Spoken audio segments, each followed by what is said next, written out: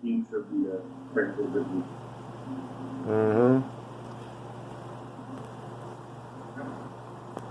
All right, there we are. I'm gonna hit play here in a second. All right, good. Folks, we have a very special guest for you tonight. I'd like to introduce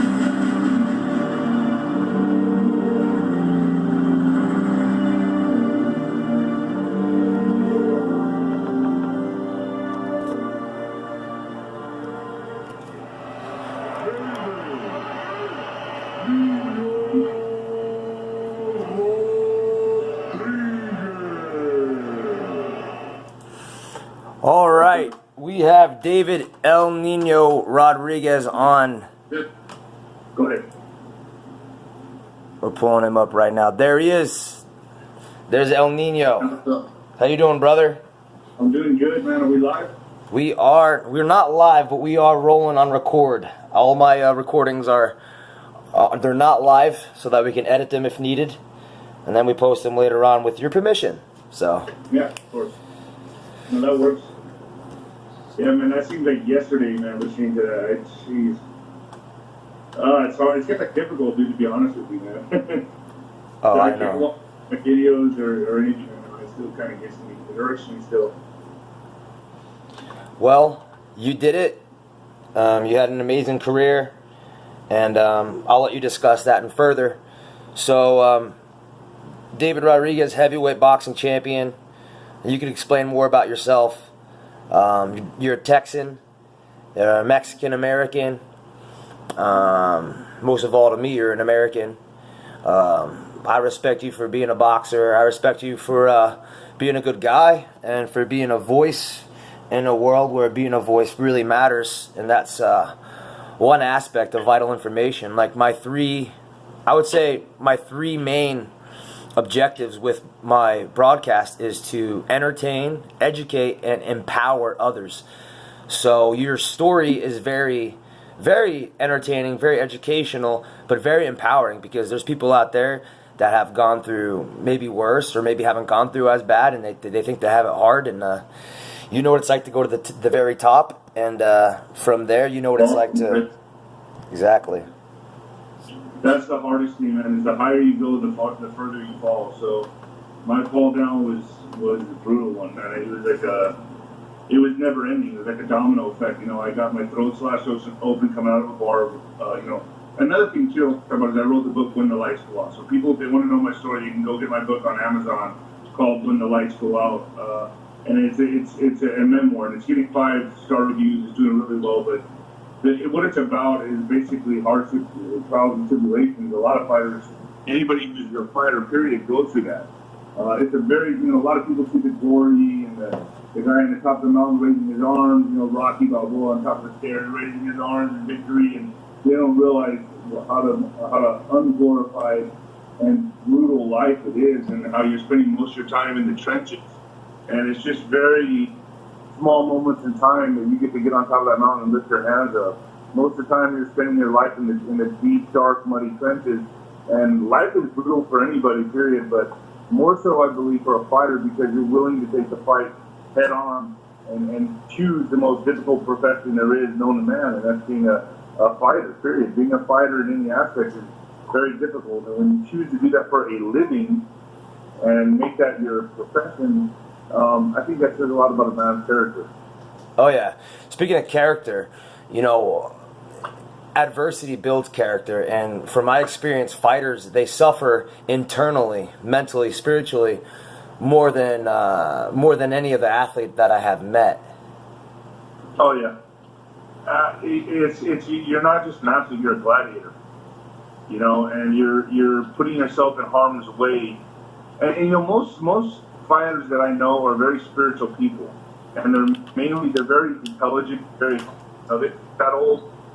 You know, a lot of people like to fight for these, you know, like Rocky Balboa, walk around, like, you know, they don't know that there's a difference uneducated, and there's a little bit of an echo. I can hear an echo. Yeah, you're kind of cutting out. I don't know if it's your Wi-Fi or mine, but mine has full Wi-Fi bars. So. Yeah, mine's full. Okay, is that better now? Okay, you know, it's a spiritual journey to fight and pushing the, you know, push body to, and it's a spiritual thing. Every time I get in the ring, you know, I always tell everybody, man, I walk towards the ring. It's the scariest walk there is. You know, you're scared. Like Mike Tyson says it best. You start to walk through the tunnel, and you feel like a coward. And then as you keep going, your confidence grows a little bit. And then as you approach the ring, you see the ring, and you hear the crowd roaring, and the lights going off, the camera flashes, and people trying to reach out and touch you like you're a rock star, and you're getting close to the ring. And the next thing you know, you go through the rope, and then you're a god.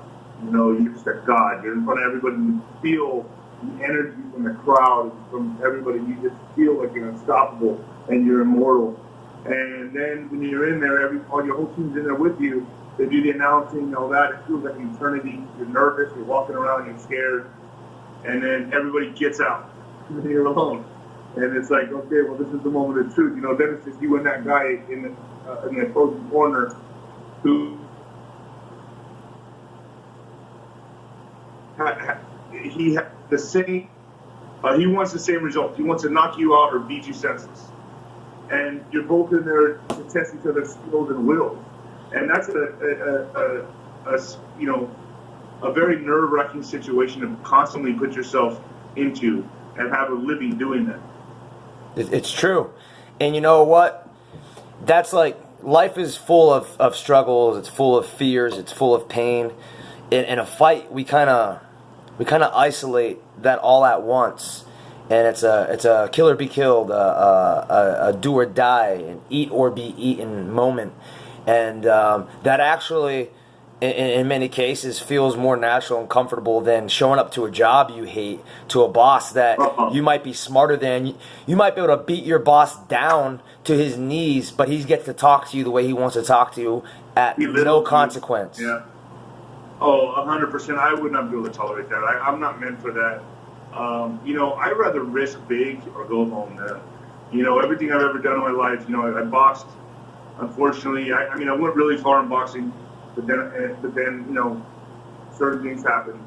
And I wrote a book, and I just kept trying to do big things. And now I'm doing this media company with Road Right, with Joe Biggs, my buddy Joe Biggs.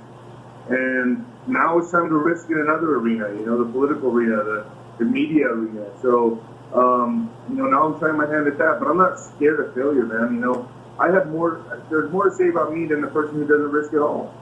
The person that doesn't risk at all, I mean, you never hear his name echo through history. You don't hear anything about that person. They're the worst critics in the world.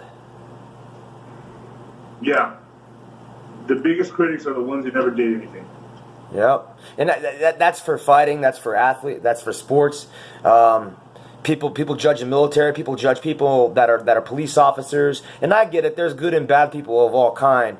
But when we're talking about police officers and military men and firefighters and first responders, EMT, we're talking about the glue that holds America together. You're right. I agree. And there's an interesting thing that I want to bring up is like it was always the people that, like I just said earlier, that never did anything or always played it safe, that were the first to point fingers at me, tell me I never fought anybody, tell me that, that I could never be a boxer, that I'm going to get hurt, this and that. I just believed in myself. The only person that needed to believe in me was me.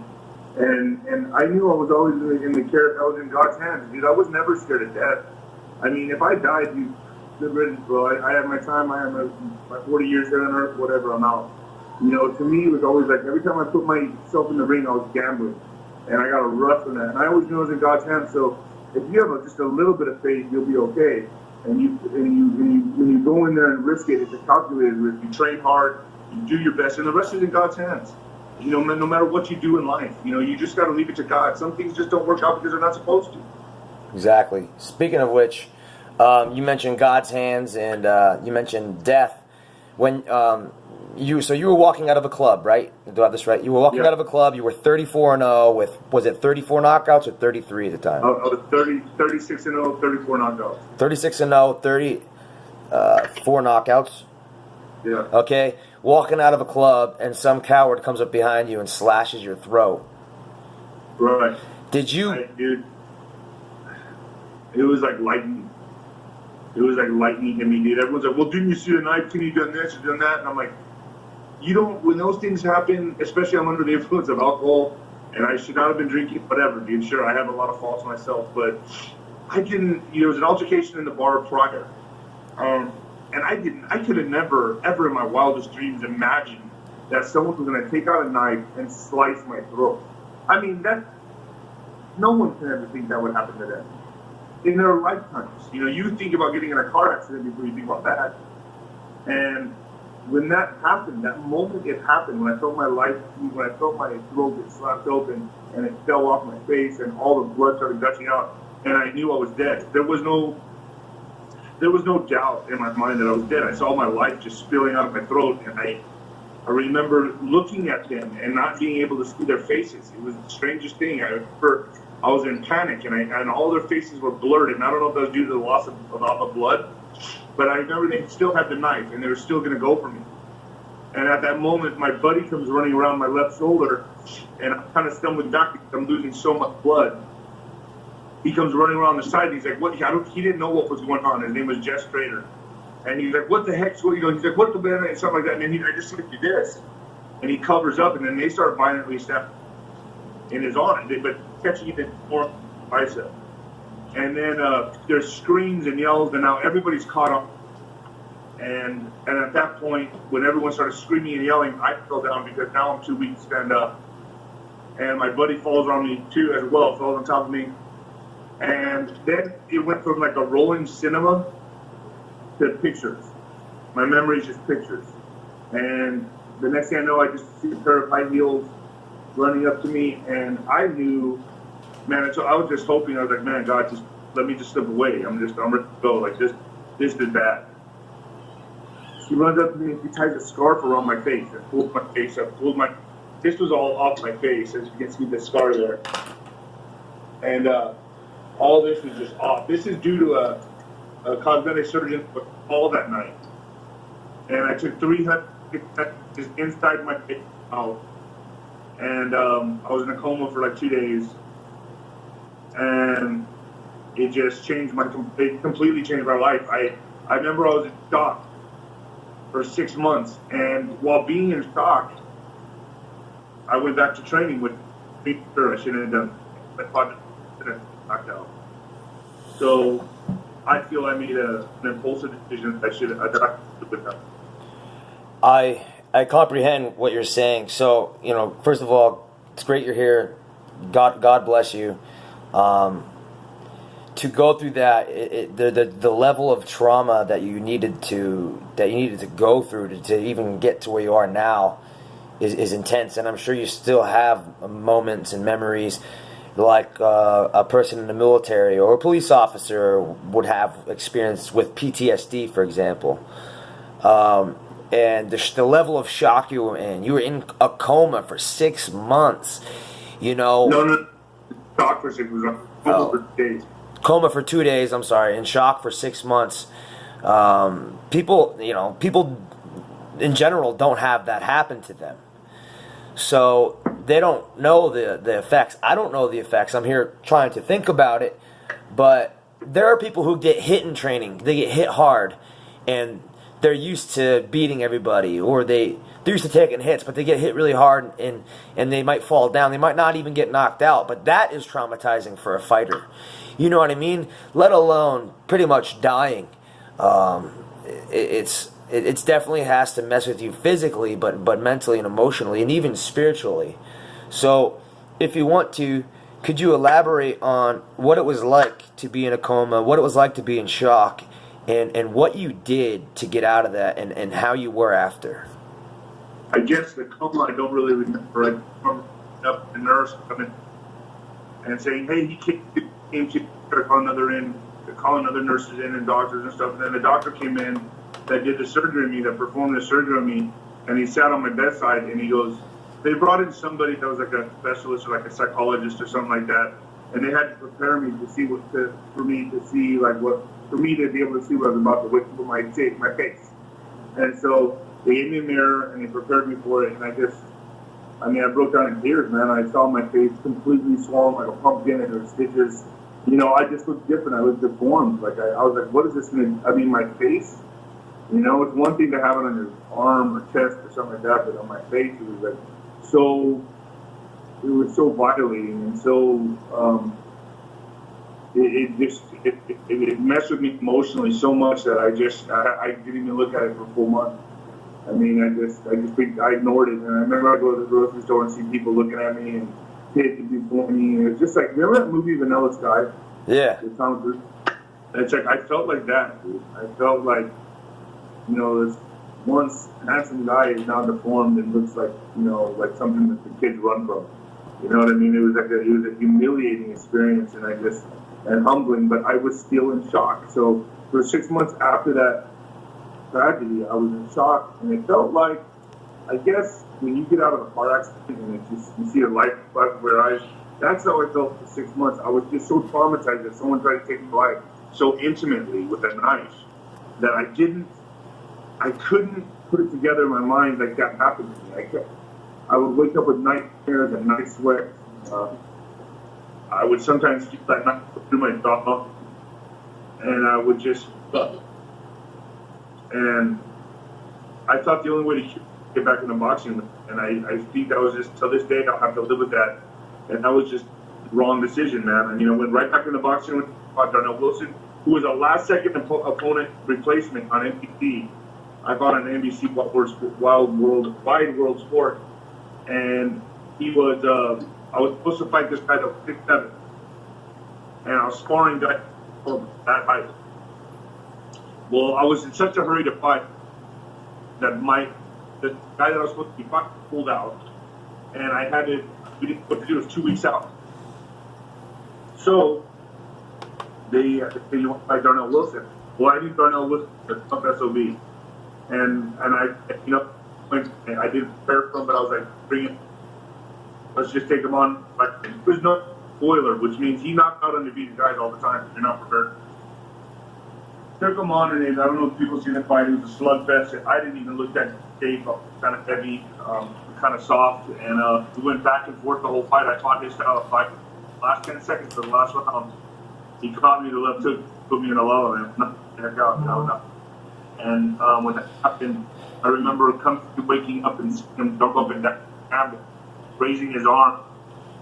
And it was like my biggest nightmare of all nightmares came true. I had this clean record of 13-0, and now I have a blemish. That's the fuck out. Yeah, and I had to have brought up the same emotions and memories of you laying on the ground, bleeding, and seeing the guy who tried to kill you. Yeah, I can't even tell you that I've seen some therapists, and they say, I've seen, I don't like to keep turning to talk to that. Maybe because it's too painful, I don't know, but they all say the same thing, that if I don't deal with this, I have to deal with it later in life, because it's always going to be reoccurring. It's always going to be coming back to my life. But the biggest therapy I had writing the book, it was a cathartic experience. When I wrote the book, that was my therapy. That was the only reason I wrote the book, was just to just get it all out, man. I was so upset and so nauseated over my career that was so good and so promising, and I was like the golden boy, man. I was a heavyweight De La Hoya. I mean, I had everything going for me, man. It was like I was like a promoter's wet dream, and I just vanished. With Vanished. a record like that, not to cut you off, I apologize. With a record like that, at any given time, if the WBO champ, IBF champ, whatever, wanted a good fight, if somebody pulled out, you could have been a step up like that. And I remember seeing videos of you and Mike Tyson actually. Yeah, we do it anywhere. I don't know where it went. I could probably find it for you, but to elaborate on that, like, how did you meet him, and what was your guys' relationship, you and Mike Tyson? Tyson actually became a friend of mine, and we became friends, and we talked a few times. I have some funny stories about him, but I'll tell you some other time. But he was going to promote me. He was starting a promotional business. That's what I thought. Yeah, he was starting a promotional business, so he heard about me, and he knew about me, so he came in to watch me train, and man, the first time he's ever been in the ring in 7 years, he saw me hit the mitts with this guy, Rodney Christensen, who's a really good mitt man. And I was hitting the mitts with him, and Mike Tyson got all excited watching me. And he jumped back in the ring, and that was the first time he got back in the ring in 7 years. And he got ecstatic, and he was in there working with me, and he was like, yeah, man, yeah. Like, you saw the video, so he was excited. And then just as luck would have it, man, I go back to the speed bag, and I'm hitting the speed bag, and I'm going, boom! I break the speed bag in front of him. Well, all the people that he was with are like, man, that was rigged. That was rigged. I was like, that wasn't rigged, man. I guess I was just real excited, and I just was on point, and I just cracked that speed bag, and I knocked it off the swivel, man, and busted. And it was like the perfect, sweetest ending to the workout, man. It was just awesome. And then we became friends.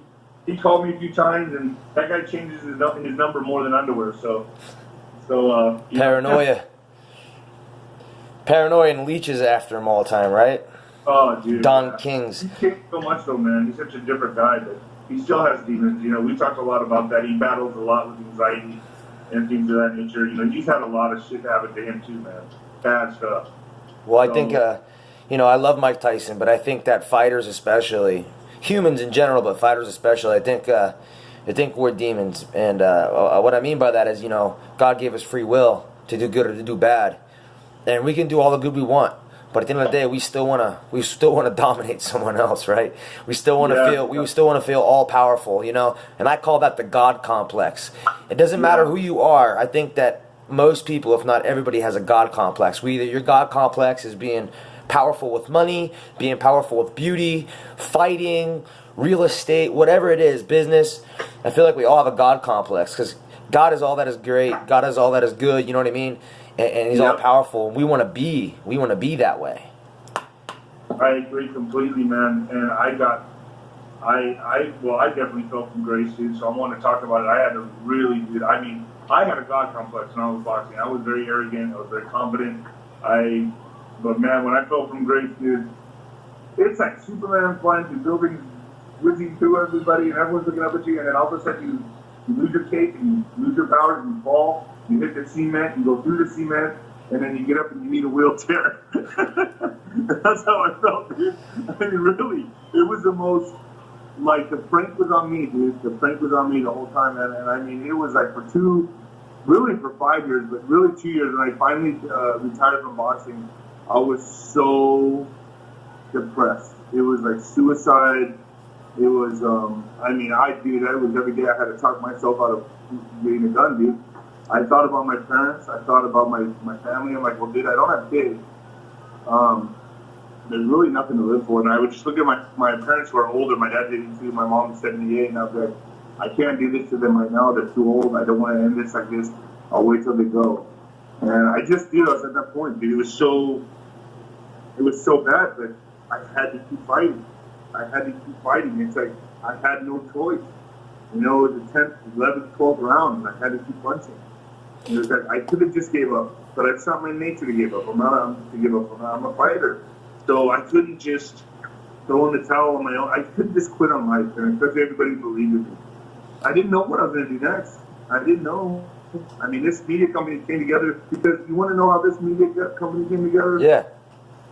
I went to church and I prayed every day and I was humble. And I said, Lord, just give me something. Just give me something to live for. Give me a purpose and a direction. And then within a week, I met the two most crucial people to make this company go. And that's Joe Biggs, and he's a friend of mine now, and Terry Littlepage, who runs the whole company with the website. It's called LibertyOneTV.com. So that's how that happened. And I kept putting all my energy into that. And dude, it was like learning Chinese. I mean, I know nothing about everyone's laughing because they know it's true. I know. It's like I know nothing about the technologies of everything. I mean, I was always an athlete as a fighter, so I'm learning everything as I go. But I was able to put something so beautiful together. Yeah, and that's how I am right now. I mean, like, you know, I'm using the bare basics. I have a friend who is super smart. He works for aerospace engineering, actually Virgin Galactic. The guy used to own Virgin Records. He sold Virgin Records. He owns Virgin Galactic, and they're actually getting ready to send people to outer space as a personal leisure time. Like, yeah. he was saying that like Justin Bieber and Lady Gaga has already paid Virgin Galactic to set them How much to is space. it? You know where that's at? That's right outside my hometown, which is El Paso. I think that's in Truth or Consequences, New Mexico. Is it in New Mexico? Do you know? Well, they have different bases, I believe. My buddy works in California, out in the desert. You know what, dude? I'd ask your buddy if it's one of the ports is in New Mexico, because I believe it is, and I think it's in right next to Truth or Consequences, which is a little podunk town. And I'm thinking to myself, man, it'd be good to buy real estate there because this is about to blow up, you know. So I'm like, you know, that's I better note to self. So bringing that up, you know, when he mentioned that to me, I was like, well, is there any way you can make sure that when they drop off Bieber and Gaga, they don't come back? So, exactly. throw Hillary Clinton on there while we're at it. He belongs on the moon. Antifa and all those people. So we can always revisit the boxing, and we will. But I want to stay back on the boxing real quick. So you mentioned Mike Tyson. I love Mike Tyson. Mike Tyson got me into boxing. So did the Rocky Balboa movies, old Rocky Marciano films. I've always studied him. I used to watch boxing, Friday night boxing with my grandfather, Bob. I have his last name, not my dad's last name. I'm predominantly of the Caucasoid race, predominantly white, Okay. but my mom's dad was 50% Spanish or Portuguese. We don't know because his dad was illegal. Came over here on a boat, and he worked in the coal mines, and he died in the coal mines when my grandfather was 3. And so my last name is Vidal, which is, you know, the Hispanic form of Vitalis, which is ancient Hebrew, which means life, or life of God is actually what it means. Yeah. And with having said that, just a little random fact. Tyson got into boxing, or I should say you got into boxing very similar to Mike Tyson, right? Yeah. Being bullied? Yeah, I was actually, well, go ahead. I don't know where you're going with this, but yeah, I was bullied as a kid. So you were bullied, right? And you came home and your dad noticed that you were roughed up, and you lied to him because it was an older woman, an older girl who was attacking you. And, you know, that happens to little boys. So nothing to be ashamed there. But, you know, your dad started sending you to boxing. You were playing other sports, football, just to mention one of them. And you were getting in a lot of trouble, probably because you had that fight in you. And you said you felt more accepted in boxing because they didn't turn you away. Boxing's like, yeah, bring that on because we can channel that, you know? Yeah. And it was a police officer who would take you there every day, similar to Mike Tyson. Yeah, I was arrested all the time. Vandalism, for ditching school, for threatening the teachers, playing pranks on the teachers, and I'd leave school and the cops would come and arrest me. And getting in fights after school. I used to get in fights all the time with gang members and stuff like that, and get jumped and fight for my life. And I mean, I was just always getting arrested. And this cop that was always there at the scene, that was always arresting me, one day saw me at the boxing gym. I was letting go of my frustrations, and he saw me just moving the rafters of the path. And I used to be able to move the rafters with my shots. You could hear them echo. You'd like boom, boom, boom, boom, boom, boom, boom. I had such a gift for boxing. I don't know why. I don't know why the guy, boxing god, gave me that. But he said, man, he goes, I've never seen a kid hit like you, you know. And he says, he goes, man, what can keep you out of trouble? I was at that age. I was still very depressed. I was also very depressed. it's been always like a biological thing with me. And he said, you know, man, he goes, listen, I'll pick you up every day from school and take you to the boxing gym if you just promise to stay out of trouble. And he gave me this like brotherly hug. And he was a large man. He's a big guy, 6'4", UTEP football player. I saw him in a video talking about you. Yeah, he's a big dude. And I said, oh, you know, I was kind of timid. I go, okay, well, let's see if this guy. I thought he was bluffing. Man, that guy wasn't bluffing. He went every day, man. And I would come out of school, and there would be a police car right outside my school, and everyone would see me think I was getting arrested. But I'd get into the cop car, and he'd put me in the front seat, and then we'd take off to the boxing gym, and we'd work out together. And it became like a brotherly. It was like a brotherly love, man. I still call him my older bro, man. He's still my brother, and he's gonna and basically he would take me every day to train, and I had my first couple amateur fights with him in my corner, and the late great Rocky Galarza, who trained us, who was murdered, was my first trainer, and he was a huge mentor in my life. And I mean, the story is that's what this book is about that I wrote, is just about the people that came into my life when I was so hurt and troubled that saved me. You know, that saved me, that I was able to recognize who these people were and grab onto them and be guided. And that's why also I feel like I betrayed everybody when I got knifed and I lost my fight. I felt like I pissed it all the drink.